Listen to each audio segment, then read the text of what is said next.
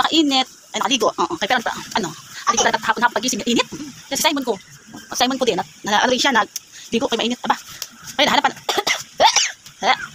hanapan ako kayo ng ng payong. Simon, ano dyan? Yung pala naman, ipagkabait naman talaga. Lagay yung payong. Kita mo ba? Yung payong. Lagyan ng kayo. Initin daw ang baby na pusa. Yes. Lagyan ng, payong, kaloka. Hawak at yung kamay mo. Baka makawit na kay, ka dyan.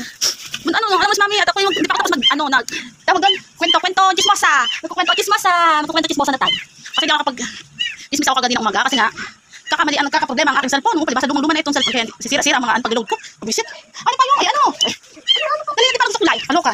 So yun, meron kasi akong chismis na pang umaga. Siguro yun yata kung chismisan ko. Hindi ko na nakukwento kayo ang problema ng cellphone ko. Chismis na kakaloka. So yung nakahawak at makakagatan ka dyan. Yun. Good. Nakwento ko nga kasi, yung isa na lang muna. Kasi marami yung buto yung sobrang marami. Kamasa ma-off na naman ang cellphone ko. So, may nakilala kasi akong lalaki. Dati kilala akong lalaki. So, ito lalaki na to. Simulat sa pool, ang mga kasama ko lang sa trabaho sa pagkabataan namin dati. Naging high school kami. Pero itong lalaki na to, never siyang nakatapos mag-high school. O, nakatapos siya mag-second year high school. Kasi, sobrang niyang katamaran. Napakakatamaran pumasok.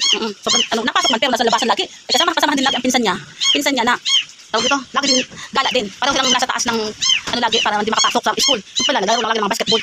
Oo. Naglalaro sila ng mga basketball lang kasi hindi sila nakapasok. Hanggang sa medyo nagkaedad na kanyang edad. Nahirapan sila kung paano magkaroon ng trabaho. Kasi mga hindi pa sila tapos hindi sila tapos mag-high school. So ngayon, kahit paano, nagkaroon sila ng trabaho sa company. Kasi nga, kahit paano, hindi siya nakagawa hindi na kailangan magawa ng mga parang requirements. O wala pang kailangan ng mga requirements noon. Kasi mga bago pa yung mga company Kahit kami noon dati, noong una pa, dati hindi kayo basta-basta nagpasa ng mga requirements. Ang mga kinukuha lang nila SS, tapos pag-ibig, mga ganun, pero mga requirements, medical, mga wala pa noon. Wala pa panahon na namin, wala pa noon. Di yun.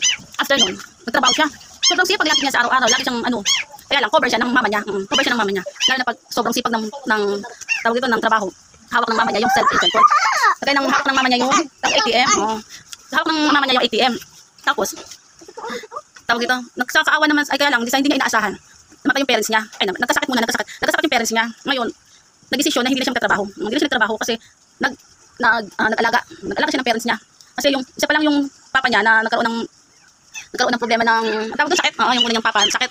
Okay pa sa mama niya. Kaya lang nakasabay na rin kasi yung mama niya naging ganun din. Stroke, hindi dalawa na yung parents niya. So ngayon nagdesisyon siya na huwag na magtrabaho. Hindi siya magtatrabaho. Kaya lang niya inasikaso yung parents niya. Yun, sa tagal ng panahon, hindi niya inaasahan na in-accept niya kasi namatay yung parents niya. Kasi una namatay yung father niya, tapos pangalawa, namatay yung mother. Namatay. So, never na siya, yung namatay yung parents niya, never na siya nag-apply ng company. Kasi nung time na nagkaroon ng panahon na bagong panahon na uli, na kailangan kompleto ng requirements. Simula school mo, kunya diploma, mga ganun, kailangan sa mga company. Kaso, hindi na siya napunta kasi hindi na siya makakapunta ng employee, ano ba yun, sa pag-school ba? Oo. Hindi na siya makakakuha kasi hindi na siya nag-high school. So ngayon, hindi na siya bumalik mag-apply ng company. Kasi, tinry man niya na mag-apply uli dahil time na namatay na yung parents niya. Nag-try siya kasi hindi siya matanggap. Kasi hindi siya makakuha ng mga requirements. Kasi nga wala siyang diploma. Never siya nagkaroon ng diploma. Ngayon, ang sumunod, no choice. Kundi alamin niya yung paghawak ng bahay. O construction, yon sa construction. So kasi samantala naman yung mama niya, yung papa niya kasi naging construction din. Nag-construction naman ang tatay niya. Pero kahit nag-construction yung tatay niya, sa medyo mataas na pwesto. Parang leader na construction, oo. Ikot-ikot lang din naman yung papa yung tatay niya kasi nga siya nagbabantay ng mga tao. Ngayon, gusto siyang tulungan ng tatay niya na maging posisyon. Kumbaga, bawat construction ka nagtatrabaho, binigyan kanya ng paano magkaroon ng posisyon. Para medyo malaki din yung sahod noon pag okay na naging posisyon ka. Kaso, dahil sobrang katamaran nga, ayaw niyang matuto kung ano yung tinuturo ng tatay niya. Kung maging posisyon ba, maging magandang posisyon niya. Hindi rin nagpatulong sa tatay niya, kaloka. Hindi na lang pinush ng tatay. Hindi na pinush ng tatay para maging maganda yung mas mataas ang trabaho.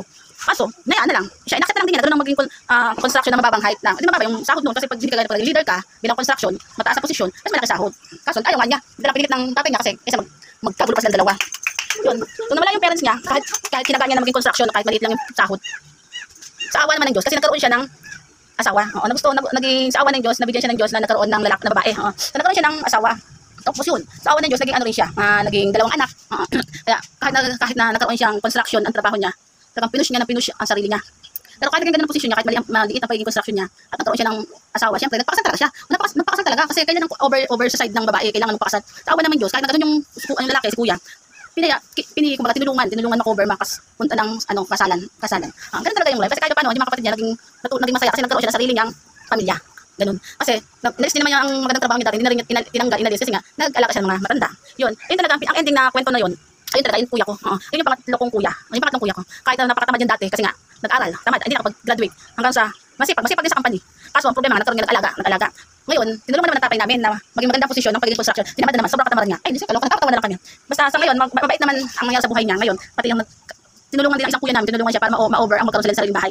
Kasi dati over ang problema sa kabili ng bahay, mga bayarin. Ngayon, tinulungan ng kuya namin. Kaya masaya, salamat din naman. At least maraming tumulong. Kaya pag naging problema din naman kami bawat isa, natulong din naman. Ganun talaga yung life. May mga times talaga nagkakagulo, nagkakaaway, nagkakaanohan. Ganun talaga yung life. Pero ang ending, pag nagka-problema, yun, okay naman, naging good. Ganun talaga ang life. Ganun na yung life. Kaya yun, tapos na ang chismis ko, kaya gusto ko na ako. Pakainit. Yan, goodbye. See you tomorrow. Tapos na ating chismis, kahan. Chismis, kahan.